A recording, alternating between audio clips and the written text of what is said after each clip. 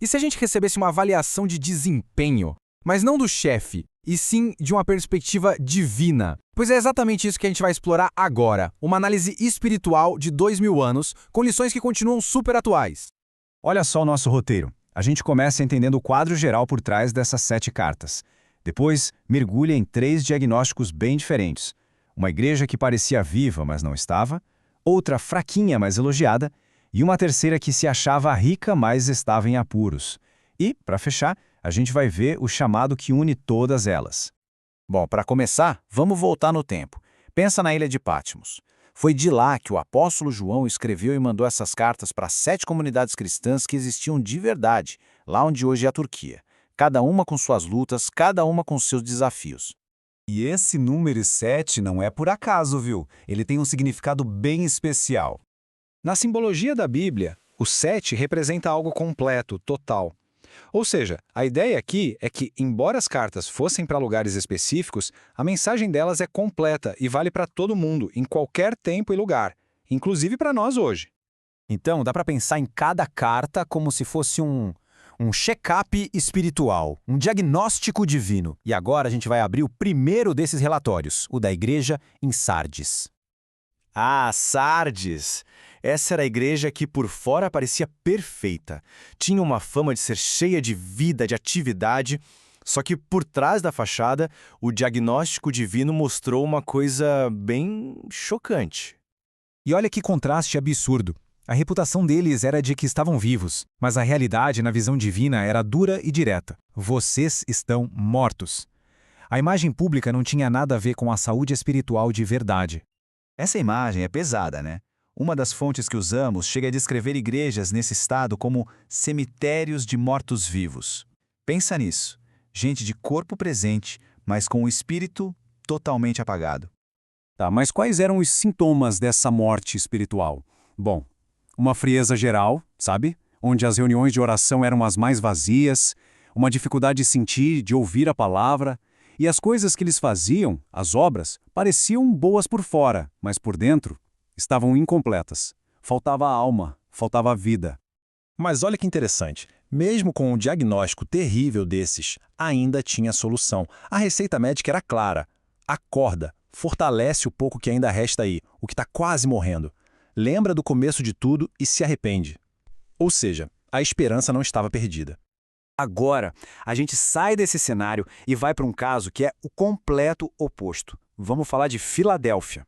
Uma igreja pequena, com pouca força, mas que, olha só, recebeu um dos maiores elogios. E a história de Filadélfia levanta uma questão muito importante.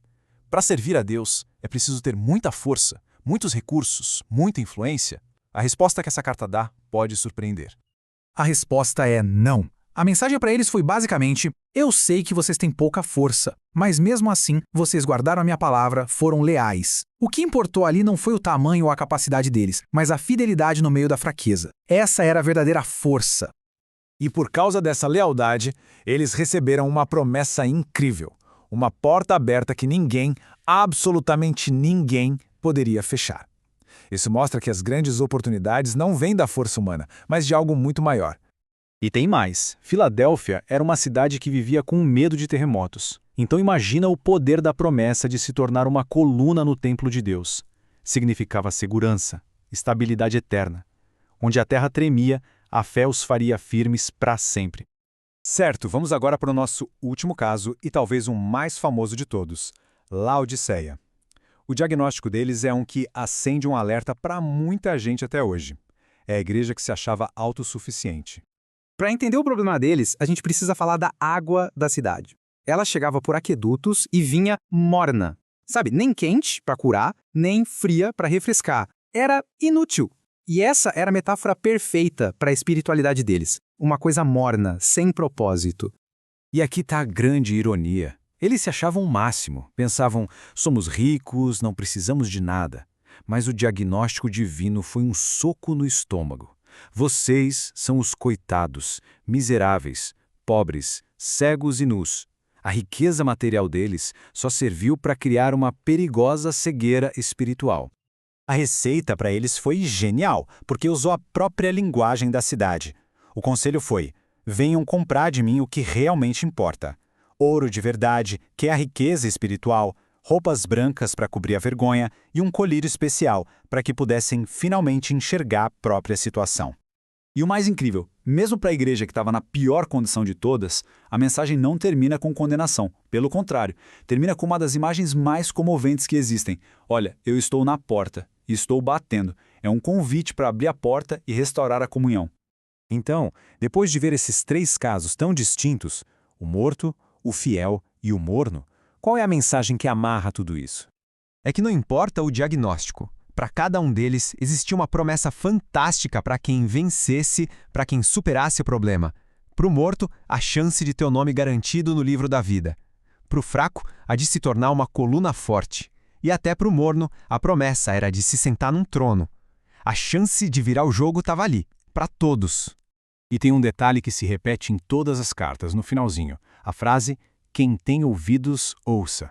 Isso não é só um jeito de terminar. É um chamado urgente para que cada pessoa, cada comunidade, pare e se autoavalie à luz dessas verdades. O que nos leva à pergunta final, a que atravessa os séculos e chega direto aqui, para nós. Se uma carta dessas fosse escrita para a nossa comunidade hoje, o que ela diria? A resposta a essa pergunta é o verdadeiro diagnóstico que importa.